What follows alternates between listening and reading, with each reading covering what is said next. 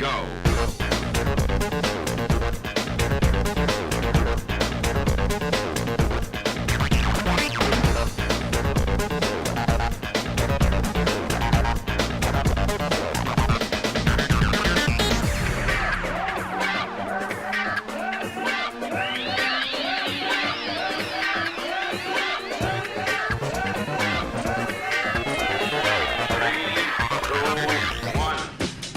Go.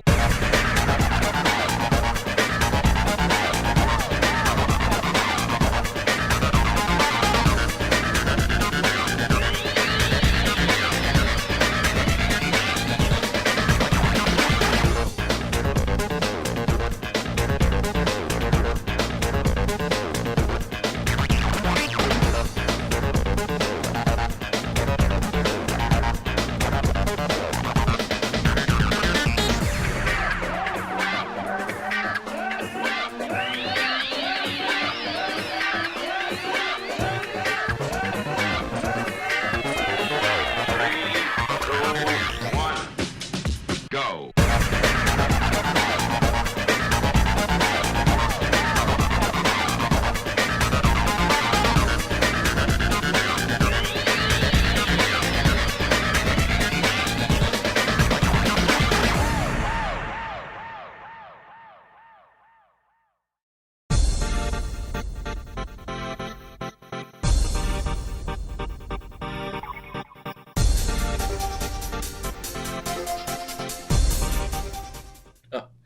And we're live again on a Thursday morning, wonderful Northern Virginia. Some would argue with me, I'm on the south side of Northern Virginia. South side, I guess. Illy coffee this morning coming us in a Virginia cup, because that's where we're at, hanging out in Virginia. If you were here last night, you know we had a wonderful trivia night. Trivia night last night was exceptional. Had a bunch of players. Mike Bravo was finally dethroned, unseated, taken off the top of the mountain, whatever you want to call it. Jay's came in, and Jay is now holding the title. Next one will be in 2 weeks. I think the 24th. It's going to be not this Wednesday coming up, but the following Wednesday, 2 Wednesdays from now, we'll be doing another trivia night, 7 p.m. Eastern time. Oh man, it was fun. Had some good time. We drank some beers. We had everyone together here. We had a little bit of a technical difficulty, but we were still able to figure out who won, where everybody was standing, and just it was. I think it was a good time. Everybody had a good time. It doesn't cost anything. Get out, show your security chops, be out with folks that are in the community. I'm going to call you out right now, though, RMF Lifeboat. Those folks on the RMF Lifeboat in Northern Virginia up here, you keep talking about dethroning these guys, but you don't show up. Alex was there last night, but I didn't see anyone from the RMF Lifeboat. We'll see the 24th, calling you out. Come out there, see what you can do. It was fun. No privacy information is ever taken, captured. You don't put anything in that is considered sensitive or private. You don't even have to have your email address when you log in. The only time you need that is if you're going to use the mobile app on your phone, and that's not us getting it. That's the Socrative folks. They need that to set up your account. You don't need any. It doesn't cost anything to play. It's just about an hour of your time to come out and go through the rounds. We're probably going to go next time. We did 4 rounds last night. We're probably going to do 5 rounds, 50 questions next time. We're going to bump it up to the max number of questions. And I think we're putting some movie trivia back in. I think next time on the 24th, we're going to throw some movie trivia at you. So let's see how you do. How can you handle it? So we'll see. So in the news today, Thanos ransomware. Ransomware, I see it every day in the news. Every single day we talk to the news, we talk about ransomware, new ransomware, collectives of folks getting together on ransomware, like Maze is doing with their cartel they're trying to build. The report came out that ransomware is down in the first half of this year, which I can't believe. Maybe it's less people being at the office, but that doesn't make sense. But Tech Target has an article out this morning on Thanos ransomware has weaponized this RIP lace evasion technique. And this was proof of concept. Really an interesting way of doing something. So the way that this rip lace evasion technique is used to encrypt files, to force this ransomware, is it renames the file. It uses a renaming technique that points to an arbitrary device and attempts to store the new file on this arbitrary device that doesn't exist. That fails, but it's able to rename the file, and when the renaming happens, the option of encrypting is put in place, and the file is encrypted. So it's a really, again, folks spend a lot of time doing these things. It's kind of a very well thought out attack. So it's using the DOS renaming process. It renames the file. Tries to store it on an arbitrary device. The arbitrary device doesn't exist, so that fails, but the file name is still changed and the encryption takes place. And it's really when it first came out, when the proof of concept first came out, none of the detection, the malware detection, the ransomware detection software, the services, none of it would pick this up. Black Ice says they've modified their code. It'll pick it up now. I don't know that that's been proved, but they're claiming it has. This has been out since last November. This proof of concept has been out since last November. It's really well thought out the way they put this together. But again, it's a race between the bad guy and the good guy. So that's why we need good folks in the field to figure out how to protect against this stuff. The FBI is always doing something. They've got a giant center that looks at cyber attacks and what's going on in the world. Right now, they're warning about hackers targeting mobile apps, and the pandemic has caused so many things to come into focus. Right now, the FBI is saying there's a 50% surge since the beginning of the pandemic in attacks against mobile banking applications. The theory, the thought is that because a lot of people aren't going to the bank now, a lot more people are using the mobile apps on their phones. One of the Trojanized techniques that's been used is a fake banking app is downloaded, or a fake app of some type is downloaded as a Trojanized tool, and when the user downloads the actual banking app, this Trojanized version of software, the application, will overlay that and get your banking information. Again, this is a reason why you want to use the official stores, get official tested products, run your defensive protections as much as you can. Obviously, the bad guys trying to get around these things as well. Those aren't ever 100%. We've seen bad code get into at least the Google store for sure, and we can assume the Apple store, but they won't release that information because that's Apple. Can't think of one that's been out that Apple has talked about. Also, Juniper is in the network. Juniper Networks is in the news.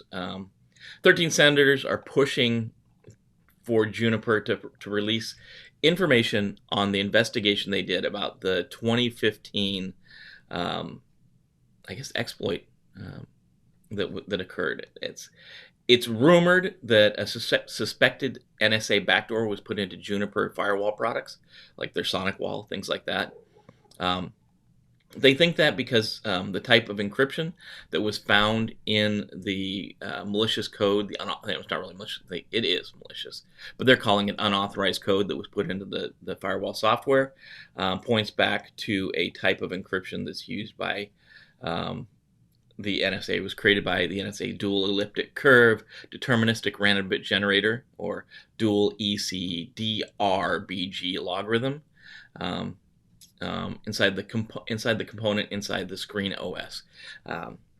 Senators are the company Juniper said they were going to do an investigation and release the findings of the investigation. That never happened. They just kind of went dark on it, and the question is, why did they go dark? Why are they not releasing information about this? So these senators really want to know, what in the heck is going on? Why has this information been suppressed? So trying to figure it out. We may or may not hear more about that. Goes back 5 years ago, the recap of the Juniper 2015 NSA scandal. That's pretty much it. There was some extra code added, some unauthorized code added to the Screen OS source code. It looks like it points back to NSA, but that's not always the case. We've seen a number of times that threat actors use their TTPs or tools, techniques, and procedures. They'll try to make an attack look like it's coming from someone else. That could be happening here. I'm not in a position to be able to say one way or another, but definitely something to watch as we move along. And our fourth story of the day, there is a vulnerability in Firefox, the Mozilla Firefox web browser, in the shared work service functionality could allow attacker to gain arbitrary remote execution code if they visit a malicious website. And that's always one of the things we worry about. Obviously, that's usually the second half of a phishing attack, is to get you to go to a malicious website, even if that's like a watering hole attack. There's a patch available, so if you got Firefox, make sure you're patching it, make sure you're keeping it up to date. This one is CVE 2020-12405. That's the CVE. There's a patch out there. Get this thing fixed, because patching's part of our job. Somebody's always got to be patching the software, keeping things clean and up to date. It is also, we got to have the weird holiday, I guess, of the day. Today is National Corn on the Cob Day. It's always June 11th. Sweet corn originated in Mexico, dates back to 9000 BC. Celebrate Corn on the Cob Day, boil, steam, grill corn on the cob for dinner.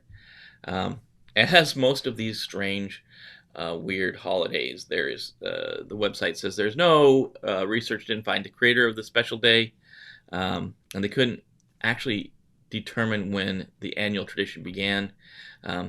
Obviously, because they couldn't find who started it, they couldn't find that it's actually a national day, which that requires a presidential proclamation. They couldn't find one for this one, but everybody still calls it National Corn on the Cob Day. Just the way things go. And that wraps up. That's a run around the news for the day. That's what's going on in the world. That's what's going on out there. Hopefully, you keep track of this. That's up till like 7:15 this morning. Between now and then, there's probably been a few more articles that have broken. So you always, as a security professional in the computer field, you got to stay on top of this stuff. You got to keep at it. So that's the rundown. That's the rundown of the news. So let's go into the second half. We're going to talk about DLP today. So Jim with Cyber-Recon, I always like you to subscribe. Hit that bell over there to be notified when new content comes out. Share with your friends. Love to hear your comments below. But right now, we're going to jump in and we're going to talk about DLP, or data loss protection, data loss prevention, or data loss protection. This is hugely important today. Corporations' largest assets, in many cases, is their information, is their data. The bad guy is always trying to exfiltrate data from organizations and use that to increase their profit margin or the standing of their government, whatever. There's a ton of reasons why folks are trying to get your information. As a security professional, it's your job to protect that information. Tools and technologies is this part of Domain 2 for the Security Plus exam. 2.1, this is one of the networking tools, a DLP service or DLP appliance. Data loss prevention is the name of the game, and we're going to jump right into it. So this is DLP, data loss prevention. You'll hear data loss protection as well, but it is officially prevention.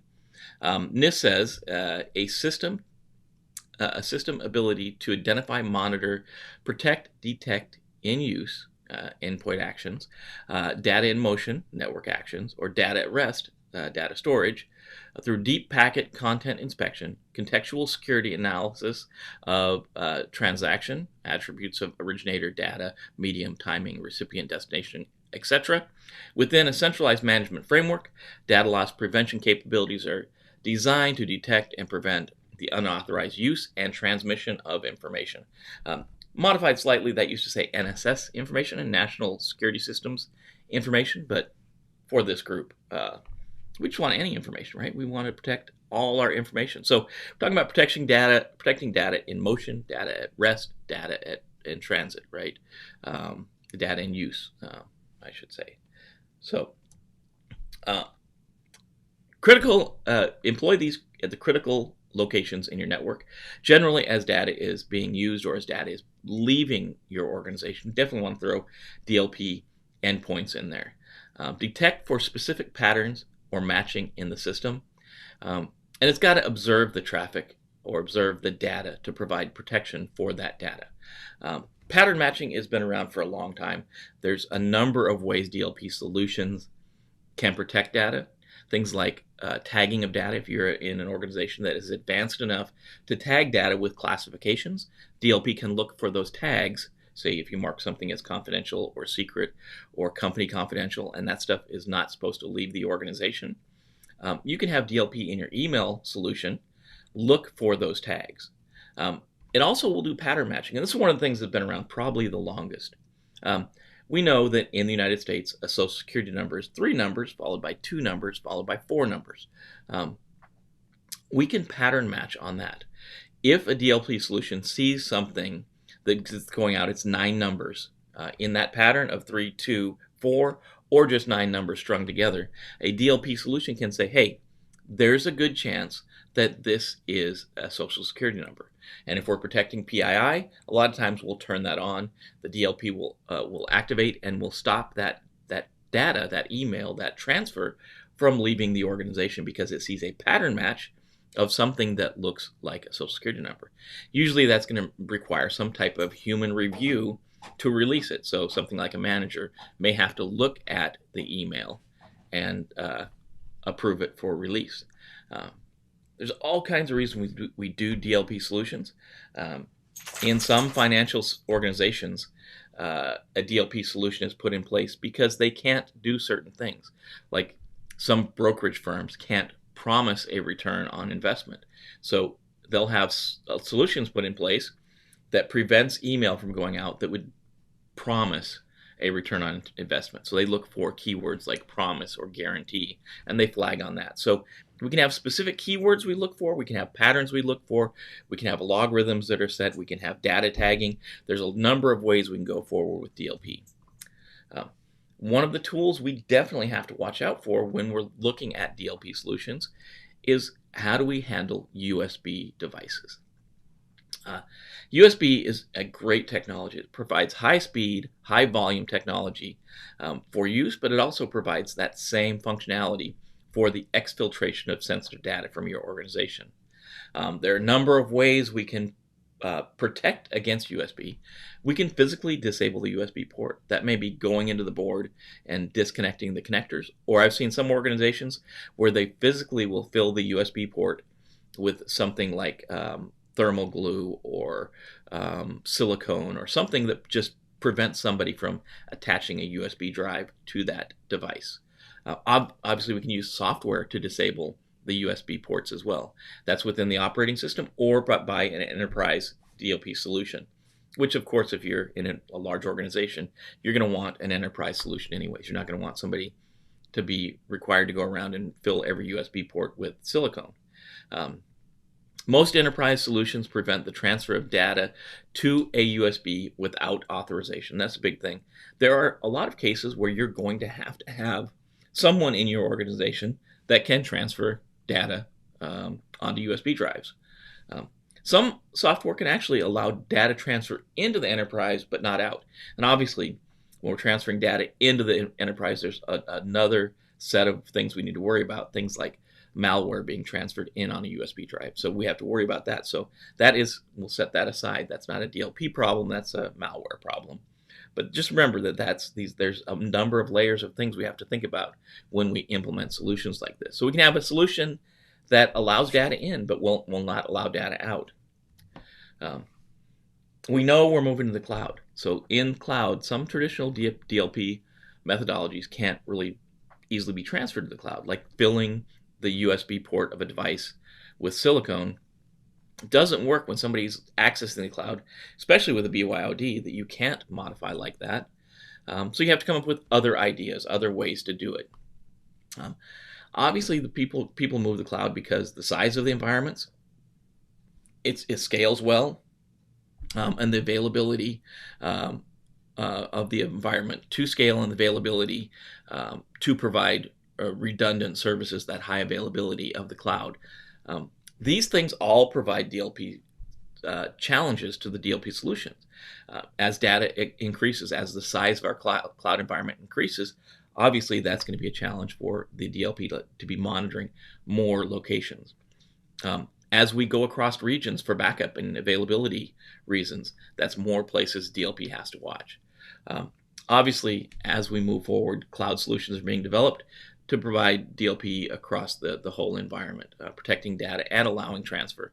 It's one of those things every organization is going to go through. As you move to the cloud, you're going to have to update your protection capabilities because the cloud is the same but different. And if you've been around, if you're working with cloud, you know that's the truth.